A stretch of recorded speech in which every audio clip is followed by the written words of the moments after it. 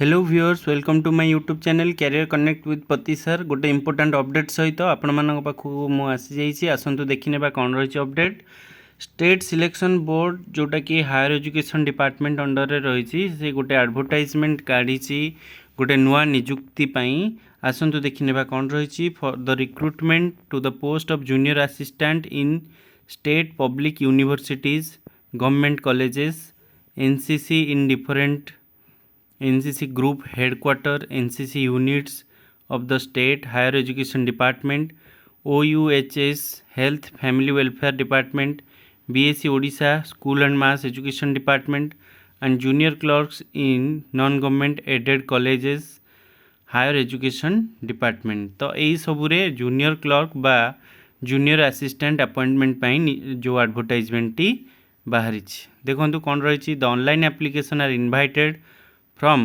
prospective candidate for recruitment to the post of junior assistant and junior clerk in different departments, that is higher education department, health and family welfare department, school and mass education department in group C post। तो starting online application रो opening date अच्छी 11/3/2026 माने आज तारीख रु 2:30 रु एवं online application and date बा closing date रही 13/4/2026 11:45 पर्यंत। तो आपण मैंने ऑनलाइन मोड रे एप्लिकेशन टी को भरवा को पड़ो www.ssbodisha.ac.in रे आपण लॉगिन करी एप्लिकेशन टी को पकई पारे बा अप्लाई करि परिबे। तो किपरि अप्लाई करेंगे से रिगार्डिंग भी आम देखने पर एबे देखने वैकेंसी कोठी केते अछि देखंतु government degree college higher education department अधीन रे थिबा सेठी 22 टी पदवी वैकेंसी रही। NCC higher education department under जो नेशनल आमर एनसीसी अच्छी एनसीसी रे 52 टी पोस्ट रही। बोर्ड ऑफ सेकेंडरी एजुकेशन रे 6 टी पोस्ट वैकेंसी रही। महाराजा श्रीरामचंद्र भंजदेव यूनिवर्सिटी बारिपदा रे 24 टी पोस्ट वैकेंसी अच्छी। ब्रह्मपुर यूनिवर्सिटी भंज विहार ब्रह्मपुर गंजाम रे 33 टी पोस्ट वैकेंसी अच्छी। संबलपुर यूनिवर्सिटी ज्योति विहार बुर्ला रे 22 T post. Madhusudan law university Cuttack रे 26 टी पोस्ट वैकेंसी अच्छी। उत्कल यूनिवर्सिटी बाणी विहार भुवनेश्वर रे 27 टी पोस्ट वैकेंसी अच्छी। गंगाधर मेहर यूनिवर्सिटी अमृता विहार संबलपुर रे 32 टी पोस्ट वैकेंसी रही। रमादेवी वुमेन्स यूनिवर्सिटी रे 20 टी पोस्ट वैकेंसी रही। श्री जगन्नाथ संस्कृत यूनिवर्सिटी श्री विहार पुरी रे 35 टी पोस्ट वैकेंसी रही। माँ माणिकेश्वरी यूनिवर्सिटी कलाहांडी भवानीपाटना रे 32 T. Odisha state open university Sambalpur रे 8 टी। धरणीधर यूनिवर्सिटी केउंझर रे 31 टी। विक्रमदेव यूनिवर्सिटी जयपुर कोरापुट रे 40 टी। फकीरमोहन यूनिवर्सिटी व्यासविहार बालेश्वर रे 32 टी। खलिकोट यूनिवर्सिटी रे 26 टी। राजेंद्र यूनिवर्सिटी प्रजा विहार बलांगीर रे 40 टी। ओडिशा यूनिवर्सिटी सत्यवादी पुरी रे 4 T. Odisha university of health service रे हेल्थ साइंस रे 22 T. Junior clerk in non government aided college रे 349 टी। ये भाया 800 मोट रे 883 टी पोस्ट वैकेंसी रही जहाँ गोटे बहुत बड़ वैकेंसी।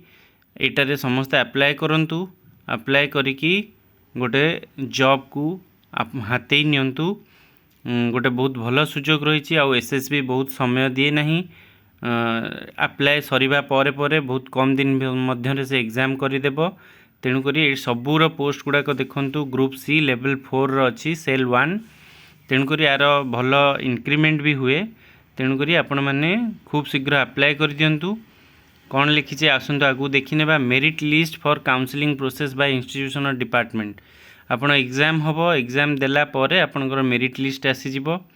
आउ एज देखंतु 21 वर्ष मिनिमम होइथिबा दरकार आपन को अप्लाई करिया पई। आउ मैक्सिमम एज 42 होइथिबा दरकार। तो ए भलिया किछि रहिछि age criteria.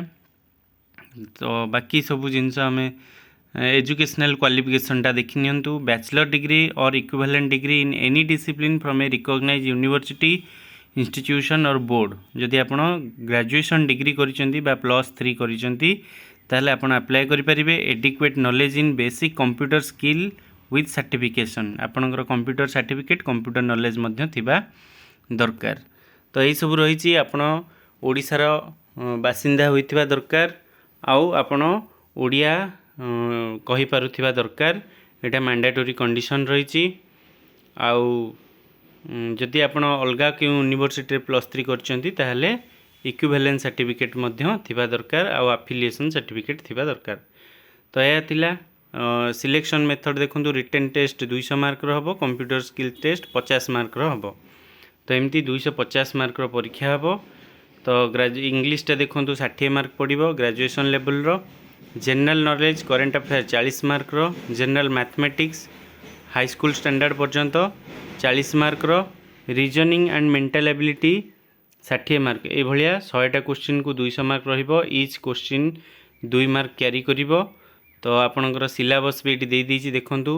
Verb, tense, modal, active, passive voice, subject, verb, agreement, non finite verb ए सब रही। Sentence structure, connector, type of sentence, type of phrases, clause, direct indirect speech, degree, comparative, superlative, other areas like articles, nouns, adverbs, adjective, preposition ए सब रु question आसीबो। Unseen passage रही 400 रु 450 word मध्य रे से भितर आपको क्वेश्चन पचार आपको उत्तर देवाक हेबो। तापर रही सिलेबस जनरल नॉलेज बा current affair matching historical event with date and personalities and places. आपणकर जो क स्तंभ फ स्तंभ टाइप रो देइथिबो सेथिरे आपनको मैच करियो पड़ियो को डेट रे को इवेंटटा हेतिला बा हिस्टोरिकल इवेंट हेतिला आ को पर्सनालिटी कोथि पई बिलोंग करछन बा को जगह रो belong करछंती।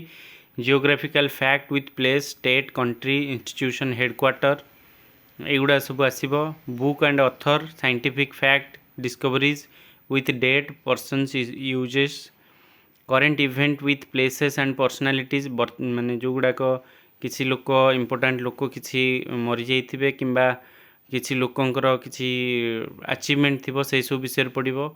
Matching questions with miscellaneous type ए भलिया किसी जनरल नॉलेज रो रही सिलेबस। सिलेबस इन मैथमेटिक्स देखो fractions, decimals, number system, HCF, LCM and remainder, square, square root, cube, cube roots, percentage, average, simple interest, compound interest, profit loss, discount, mixture, partnership, ratio, proportion, rate and tax, insurance, problems on time and work, statistics, problems on time and distance ए सबरू math question रहिबो। से भाया reasoning बा mental ability देखो numerical ability रहिबो, reasoning रहिबो, aptitude test रहिबो, problem solving, decision making ए भलिया किसी क्वेश्चन रहिबो। तो 2 मार्क लेखा रहिबो 100टा क्वेश्चन। तो 100टा क्वेश्चन को 200 मार्क जदि गोटे भूल होची आपनकर 0.5 मार्क कटि जिवो। तो क्वालिफाइंग मार्क अनरिजर्व कैटेगरी पई 40% आउ एससी एसटी एससी बीसी पई 30% ए भलिया रहिबो।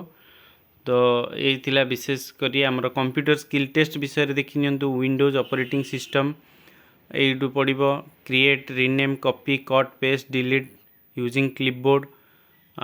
तापर नेक्स्ट रोची एमएस वर्ड रु पड़िबो, स्किल टेस्ट करा जिवो। Paragraph MS Word incorporating some of the tools use करके आपण केमती पैराग्राफ को एडिट करिवे सेटा पचरा जिवो।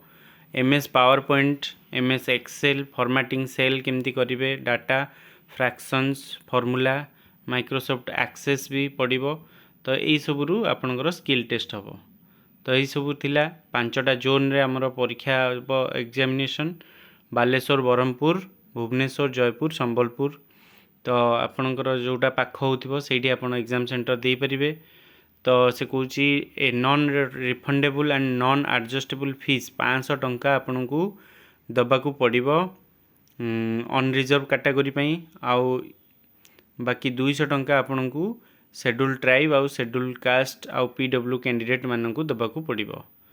तो ए भलिया किछि रहिछि बैंक डिटेल्स। ई बैंक डिटेल्स रे आपन को भरिबाकू पड़िबो। तो शीघ्र अप्लाई करि नियंतु। आ डॉक्यूमेंट्स रिगार्डिंग देखंतु हमर रहिला HSC certificate, +2 certificate marksheet, +3 certificate marksheet, computer learning certificate, 2 recent passport size photograph दरकार।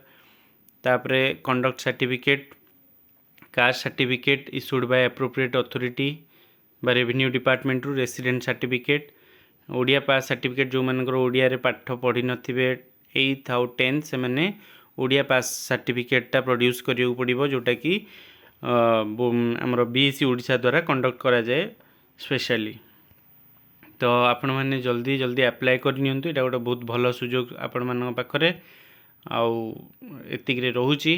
जय हिंद। पुणी गोटे अपडेट सहित पुणी शीघ्र आपण मान पाखक आसीबी, सेतेबेल पर्यंत विदाय नेउची।